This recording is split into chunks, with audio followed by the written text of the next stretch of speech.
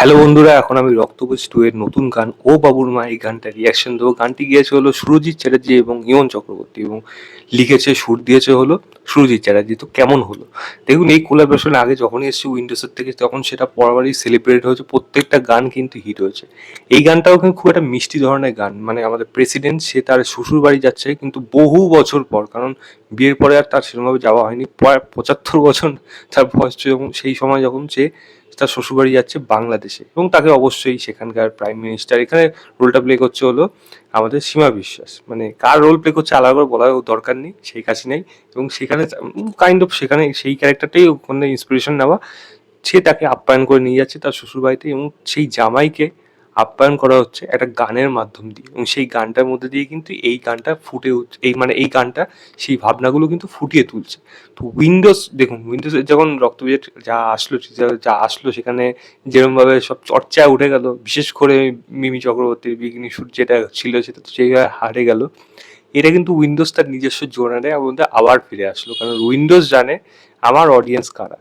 এই ধরনের গান বিশেষ করে উইন্ডোজ এজের অডিয়েন্স যারা রয়েছে তাদের জন্য খুব প্রিয়, এবং তারা কিন্তু এই জিনিসগুলো দেখে কিন্তু প্রাণ ভরে আনন্দ পায় সিনেমা হলে। এবং আমি কিন্তু এগুলো বরাবরও দেখেছি। হ্যাঁ, এরকম না যে আমার ভালো লাগে না, ডেফিনেটলি ভালো লাগে। ভালো যদি গল্পের সাথে ভালো মানিয়ে যায়, গান শুনতে ভালো লাগে, ডেফিনেটলি সেগুলো তো ভালো লাগবে।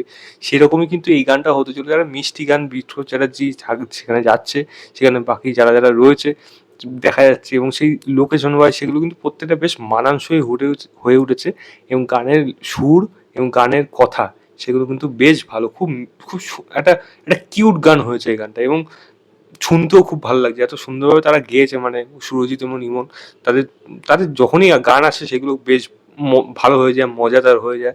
আমার মনে হয় এই গানটাও কিন্তু সেরকমই একটা ভাইরাল গান হতে চলেছে। দেখা যাক জামাই ষষ্ঠীতে যখন তখন এরকম ধরনের গান কত কিরকমভাবে চালানো হয়, বা এই গানটা কিরকমভাবে সেলিব্রেটেড হয় সেই সময়, সেটা কিন্তু দেখার মতো বিষয়। এবং লাস্টে খুব সুন্দর একটা কিন্তু বার্তা এখানে আমাদের প্রেসিডেন্টের মুখ দিয়ে আসলো।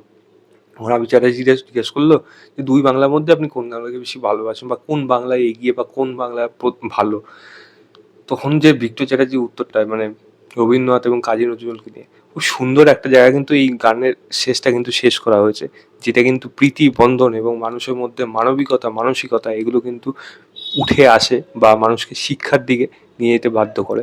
তো খুব সুন্দরভাবে গানটা শেষ করা হয়েছে এরকম একটা ডায়লগ দিয়ে, যেটা কিন্তু আমার বেশ ভালো লেগেছে। আমি গানের লিঙ্কটা দিয়ে রাখছি ডিসক্রিপশনে, আপনারা অবশ্যই গিয়ে দেখুন এবং দেখে জানাবেন আপনাদের কেমন লেগেছে। তো এই ছিল আমার ওভারঅল রিভিউ, রিয়াকশন অফ রক্তবীজ 2 এর প্রথম গান ও বাবুর মা। ভিডিওটা ভালো লাগলে লাইক, শেয়ার, চ্যানেলটাকে অবশ্যই সাবস্ক্রাইব করে দেবে। বাই।